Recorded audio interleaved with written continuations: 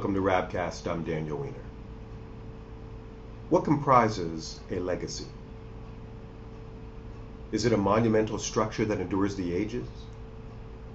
Or a critical idea that profoundly changes the way we look at the world? Or perhaps a company or product that transforms our daily lives? In our tradition, legacy is memory, legacy is reputation. Legacy is the lasting impact on family, friends, and community. And righteous deeds far exceed monuments as fitting tribute to the loved and the lost. This question and this insight speak to our current moment as we commemorate the passing of Joe Pa, Penn State coach Joe Paterno. His accomplishments through 5 decades are legion both on and off the field. His contributions to the university grew it from a minor state school to an institution of international renown. He built teams, but he also built people. He was as much teacher as coach, as much exemplar as instructor. But we are painfully aware of another part of his tenure, crimes of omission through lack of action, a supervisory negligence which was probably criminal and undoubtedly immoral. And in his unwillingness to intervene, to confront evil directly and definitively, he abetted destroying the lives of the most tragic of victims, children. How ironic that in the same week he achieved the unprecedented honor of winningest coach in college football, the Sandusky story broke. And how equally ironic that a man who dedicated his life to inspiring and guiding young people could have so callously contributed to their loss of innocence. So what is Joe Pa's legacy? Is it this final heinous act? Or will his years of service and sacrifice be the enduring imprint? Let's look at 2 of the greatest biblical figures, Moses and David, for further guidance. Moses is Moshe Rabbeinu, Moses our teacher, the prophet closest to God.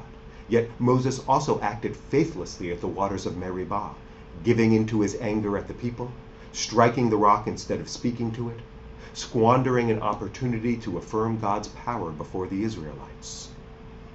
For that sin he is denied entry to the Promised Land, yet our tradition still regards him as the greatest of leaders.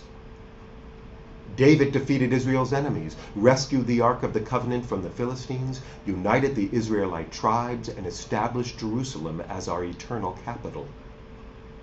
He also gave in to lust, took another man's wife, and sent him off to die in battle to cover his iniquity.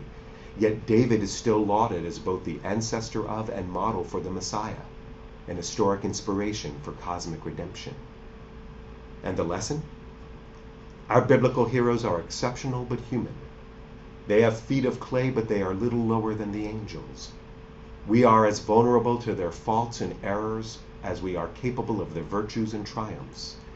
They are instructive and inspiring because they are not perfect, because they are like us.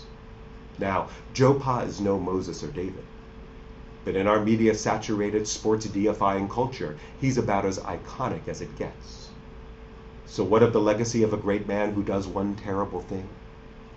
Rabbinic tradition also teaches the converse, that a terrible man can be redeemed by a righteous deed.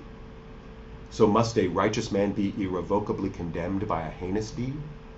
Does that define his legacy? Many will eulogize, remember, and celebrate Paterno's extraordinary life and accomplishments. Intentionally or not, they will seek to overwhelm recent revelations with a torrent of the good, hoping to diminish or even to erase the wrong. But perhaps Paterno's true, lasting, most instructive legacy lies in his response to the child abuse he ignored.